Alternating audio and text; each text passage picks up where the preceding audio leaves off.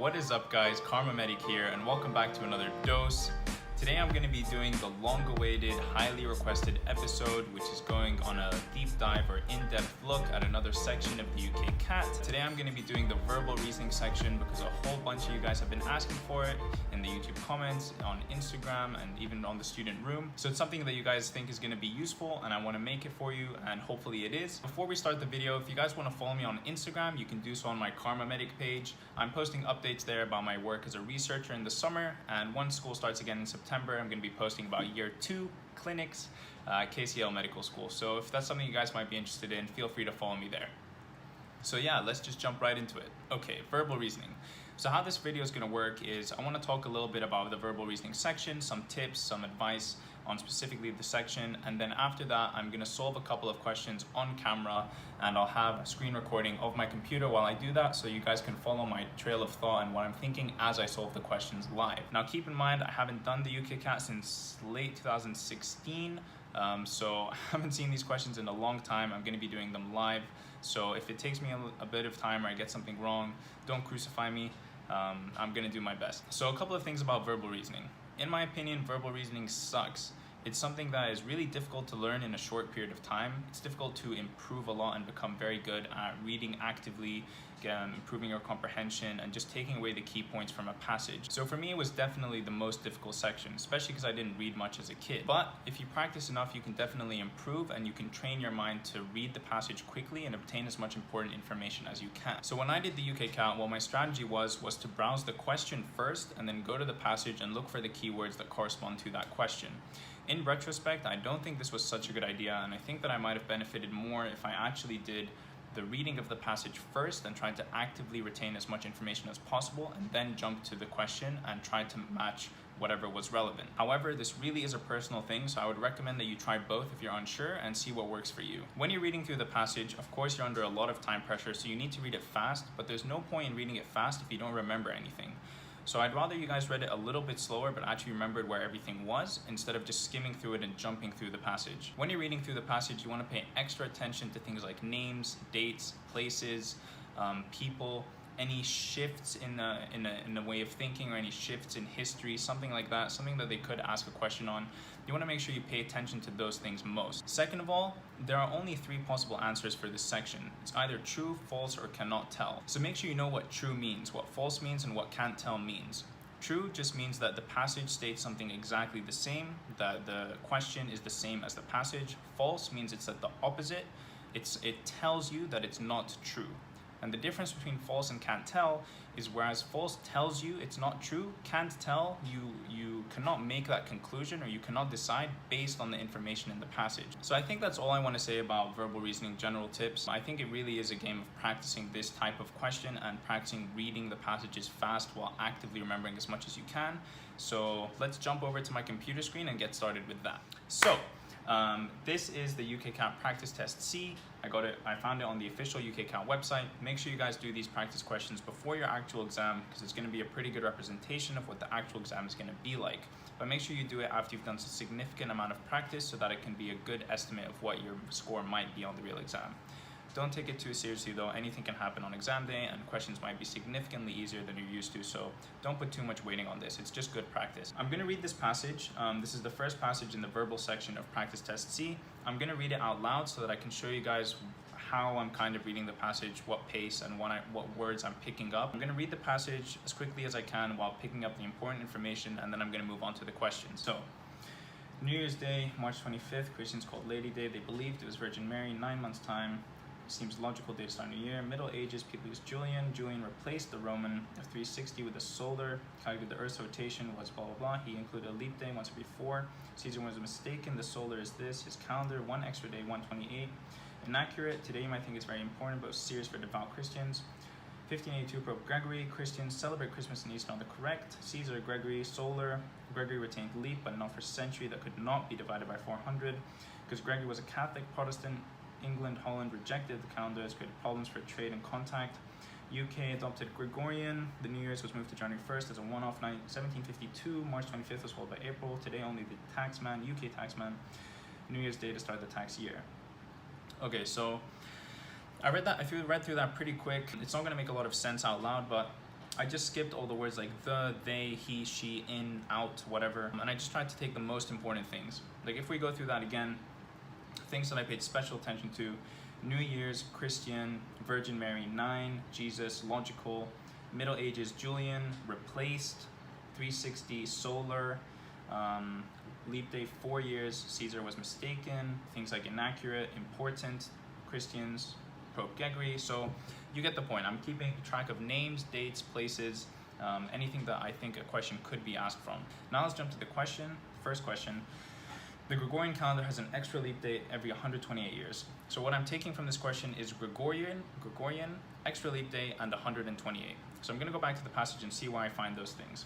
So a very quick scan is going to take me to, okay, here, Gregory, 128 years here, and leap day was somewhere here, I believe here, leap year. Okay, so Gregorian calendar had an extra leap day every 128. So his calendar had one extra day every 128. Okay, but that doesn't have anything to do with leap year. Gregory retained leap years, but not for century dates. Okay, so Gregory retained leap years, but not for century dates that could not be divided.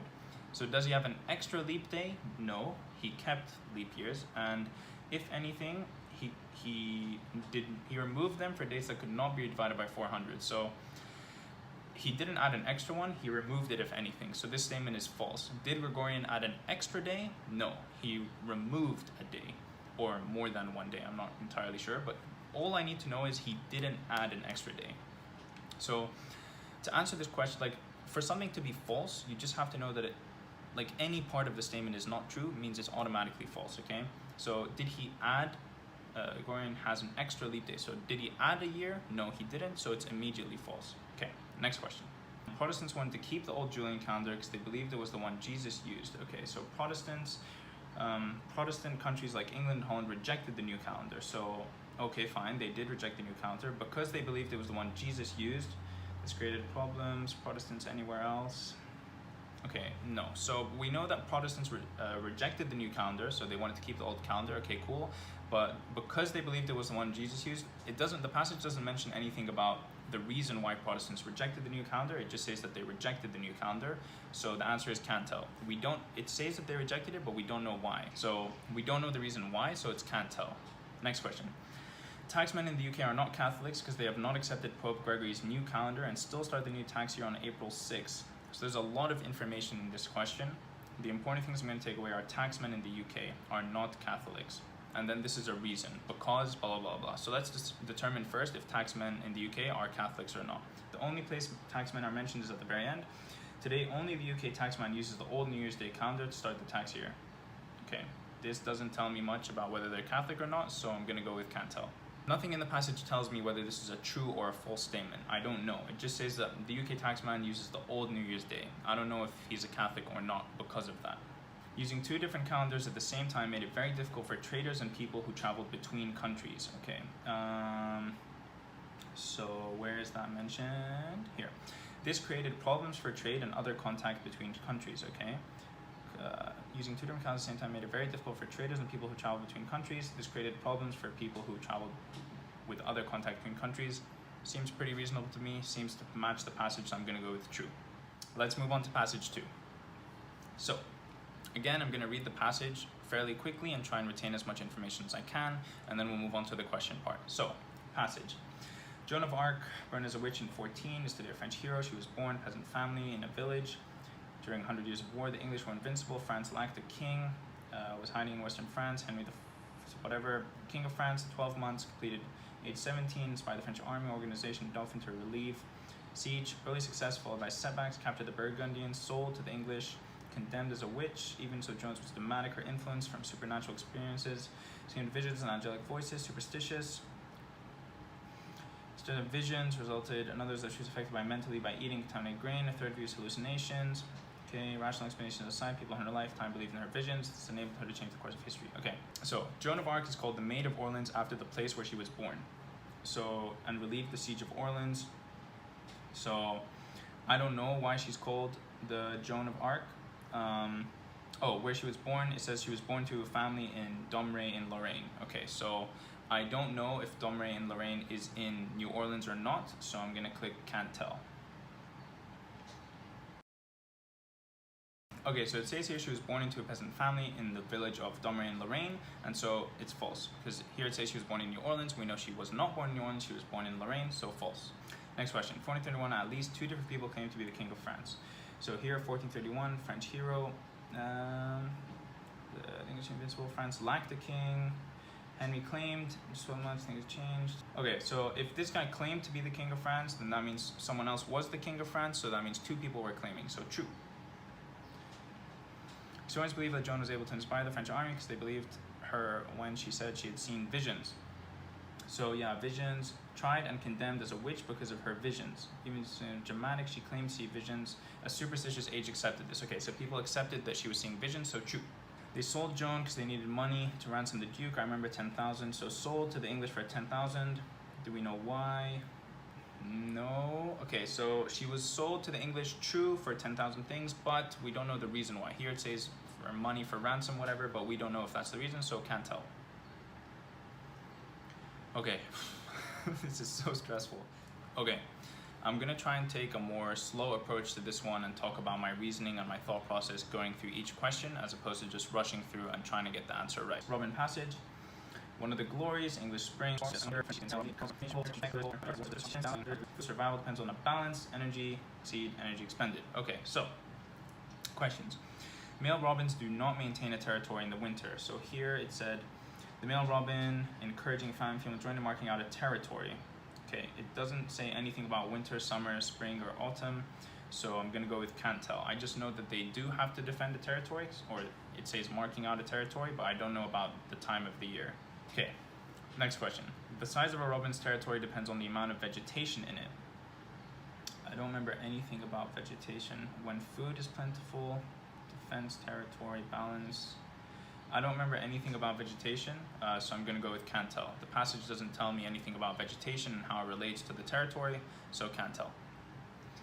When it's windy, birds do not sing. Something about the bird wind dropping. We may notice bird song more at this time because the things are quieter when the wind drops. So when it's windy, birds do not sing. I guess birds sing more when there's no wind, but does it mean that they don't sing when it is windy? I don't know. I'm gonna go with can't tell for this, and I'm gonna check it after. So for this question here, when it's windy, birds do not sing. So what I should have realized is that birds do not sing is a very strong statement. It says, this question is saying that if there's any wind, birds don't sing, okay? So here it says that things are quieter when the wind drops. It's quieter when there's no wind, which means that they're still singing when there is wind. It's just louder, you know? So this statement that birds don't sing when it's windy is false. I got that wrong. Okay, next question. Robins are aggressive to all other birds. So this question is a very broad statement. It says all other birds. So if we find anything that breaks that huge statement, we know it's false. So aggression, aggression, aggression, aggression, aggression, aggression, aggression. I'm gonna go with can't tell. I don't see anything about aggression, so can't tell. Okay, so next passage, this one is about Boxing Day. And okay, so these questions are different than the true, false, or can't tell questions. These questions, you're gonna receive 4 statements and you have to do what the question tells you. So this question says, which of these assertions is best supported by the information in the passage? So you need to choose the question that is true, I guess, the answer, sorry, that is true. Okay, so let's read the passage. In 1871, British government people spend Christmas Day in worship, often exchange Christmas presents from boxes on Boxing Day. Okay. Question. Which of these assertions is best supported by information in the passage? So which of these statements is true? So Boxing Day was a late addition to the list of bank holidays legalized in 1871. All I take away from this question is 1871. So I'm going to skip to the part of the passage where 1871 is, which I know is at the beginning. 1871, British government legally established Boxing Day as a public holiday. It was a late addition to the list of bank holidays. Okay, I don't know if there was multiple bank holidays or not, so I'm going to cross out A. Boxing Day gets its name from the coffin in which St. Stephen was buried. All I'm going to take away from this is St. Stephen. Let's go to the passage. St. Stephen is here. Boxing Day was originally held on St. Stephen's Day. Okay, what's the origin of the name? No one knows. Story of St. Stephen, nothing about a coffin. So I'm going to go without B. Boxing Day was on the day in which St. Stephen was put to death. Okay, when did he die? Bible story, distributed to charity, St. Stephen, Christian martyr. Okay, nothing about him dying, so I'm gonna skip C. So at this point, like, I've skipped A, B, and C. D is probably the correct answer, but I should still read it just in case. If I read D and I realize it's definitely wrong, then I should go back to A, B, or C. So D, Boxing Day was the day when church charity boxes were emptied. Okay, churches opened their charity boxes and distributed gifts to the poor people. Okay, that sounds pretty good. When churches opened their charity boxes and distributed gifts, so they emptied their boxes. So I'm gonna go with D. Okay, next question. So according to the passage, which of these explanations of the origin of the name Boxing Day need not involve a literal box? Okay, so which of these statements does not involve a box? And I know that all of the explanations are in the last paragraph, so that's the only place I'm gonna look. Servants received a gift of food from their employers on Boxing Day. Servants distributed gifts to poor servants. Employers gave them a box of food, so there is a box, so A is wrong. Tradesmen called on their clients hoping to receive a tip. That doesn't sound right. I don't remember anything about tradesmen. Your tradespeople called on customers and received a cash tip. Okay, that doesn't say anything to do with a box, so I'm gonna go with B. Because it's saying which of these does not involve a literal box. This just says that they received a cash tip, called a Christmas box. It was only called a box, they didn't receive a box. So there you go, the answer is B. Let's just check C and D just quickly, just to make sure. Charity was collected and distributed by churches on Boxing Day. Presents or boxes. I'm actually not sure, to be honest, but I know that B is definitely doesn't involve a box. So I'm gonna go with B, even though I'm unsure of C. And that's something you can definitely do. If you're sure of an answer, you almost don't need to check the other answers, but I kind of do it just for closure. But if you're sure of an answer and you're stuck for time, just go for it. Ignore the rest of the responses. Next question. Which of these is not associated with Saint Stephen in the passage? Charity, martyrdom, preaching, and Christianity. I remember martyrdom for sure. Saint Stephen, somewhere here. Saint Stephen after the Christian martyr. Okay, charity, the whole passage is about charity and Stephen, so definitely not that one. Or is it? Let's check the other answers. Preaching, Saint Stephen, preaching. I don't know. Christianity, Saint Stephen was a Christian martyr, said somewhere. Okay, so Christianity and martyrdom are out of the question. Preaching and charity. Preaching. Does Saint Stephen ever preach, or does he do charity? Which is not associated with Stephen, so we know charity and Christianity and martyrdom are associated together here. Christian martyr, and then charity, I just read it here, Stephen and charity. So preaching is what's not associated with Stephen. Okay, next question. The best source for learning about Saint Stephen is the story recorded in the Bible. They said most explanations are on the Bible, but we're not sure. Okay, the carol Good King. Doesn't say anything about learning about Stephen. He just distributed charity. 1871 law. Nothing about learning Saint Stephen. How Boxing Day is celebrated today. I don't even know if we talk about that. So the story recorded in the Bible. Here it says most explanations are based on the Bible story about Stephen. Okay, so probably the Bible one then. If most explanations we know are based on stories about him in the Bible, then you can probably learn something about him in the Bible. Let's read the passage. Is this the first question? Yeah. How old must an individual be to distinguish between responsibility, but they can be pro and paid in ways approved by society at any given time? Okay, cool. Question 1. The most likely inference that can be drawn from the passage is that English common law presumes that children aged between 7 and 13 do what of these things? So let's find that part first. 7 and 13. So we said under 7 they're not responsible, if I remember correctly, and above 14 they are responsible. Okay, where's that? Under 7 are incapable, and children above 14 possess capability. Okay, let's see. Will not perform any action that might be regarded as criminal. Okay, it says here that according to English criminal law, they're criminally responsible at 10. So A is not true, they can be regarded as criminal. Should be punished if they are guilty of performing a criminal act. I don't remember anything about this. Yeah, I don't remember anything about people being punished. C, have the mental development to accept full criminal responsibility. Definitely not. It just said they are answerable for their own actions, they're ensuring any consequences. When is that? Have the mental development to accept full criminal responsibility.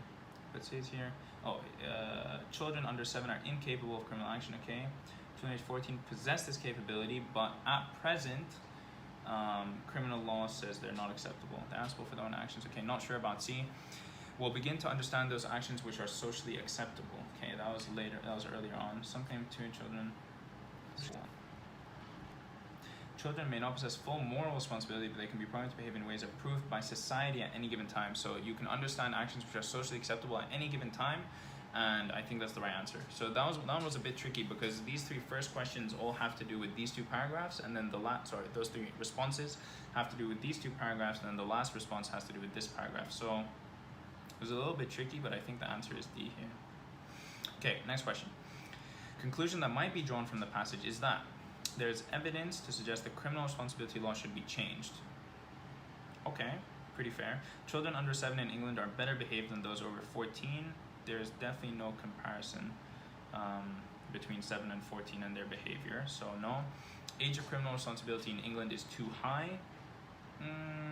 I don't know if we ever talk about this. It just says that other countries may vary. The minimum in the US is different, in Iran it's different, but it doesn't say that it's too high or too low. It just says that they're different. So I'm not going to go with C. The law in Iran treats boys less favorably than it does girls. In Iran, it is 9 for girls and 15 for boys. So the boys are treated, the law in Iran treats boys less favorably. Here they can be charged as criminal at 15. So it actually treats them more favorably. So it's the opposite for D. So I'm going to go with A. There's evidence to suggest that the criminal responsibility law should be changed. Yeah, because they're kind of presenting like a for and against whether children can or cannot understand or accept full moral responsibility. So it seems like there's an argument for that somewhere. Next question. Which of these assertions is best supported by comments made in the passage? Scientists are better informed about types of criminal responsibility than lawyers. I don't think it says that. It just says science talks about decision making, something totally different. Different countries' views about the appropriate age of criminal responsibility vary. This is 100% true. Like, I read this and I know. Here we talk about different countries and how they're different for the different ages that they say children should be accepted for criminality. So I know B is true. I'm not even going to read C and D. B makes perfect sense here. Next. Which of these assertions is not supported by comments made in the passage? Not supported. Focus on the word not. They're going to try and catch you out with this all the time. Make sure you focus on this not here. Which of these is not supported by comments made in the passage? English common law and criminal law make different statements about the age and criminal responsibility. That's true. English common law and English criminal law, and they're different, talking about in this paragraph, so that's true. Some people are convinced that children do understand the difference between right and wrong. That is also definitely true. They say it down here. Pretty sure that's true. We might come back to it. Some countries treat boys and girls differently when considering the appropriate age. We know that from the Iran case that we talked about a second ago, so I don't even need to look at the passage. Children under 7 who perform criminal actions understand what they have done and ought to be punished. Children under 7, no, we said the opposite. Children under 7 are incapable of criminal action through inability to appreciate the concept of wrongful behavior. Boom, bap, bap. Answer is D. Okay, next question. Oh, this is a new passage. Should I do one more passage? Yeah, why not? Extra passage bonus meme. If anyone gets that reference, definitely leave a comment in the comment section. Okay, so bonus meme, bonus passage. Let's see. There are many dilemmas plaguing the simply tolerate the conditions in which they work. Again, I'm like flying through the passage, but I'm really trying to take away as much as possible that I can. Pretty general ideas, but still I think I can go back to the part of the passage which is relevant to the question once I read the question. So, first question. Some fashion companies manufacture their products in other countries because workers are more skillful. Nope. Labor laws are non-existent. They did say something about that. There are no laws in place to protect children. Okay, possible. Raw materials are cheaper. More workers are available. In source of cheap labor, so not cheaper materials.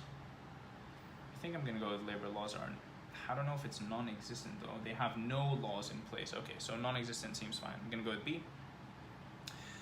Next question. The fashion industry exists because so many people wish to appear attractive. Okay, owners of fashion companies are good entrepreneurs. No, magazines advertise clothes cleverly. Meh. Many fashion companies are multinational. Okay, A sounds pretty good. So many people wish to appear attractive.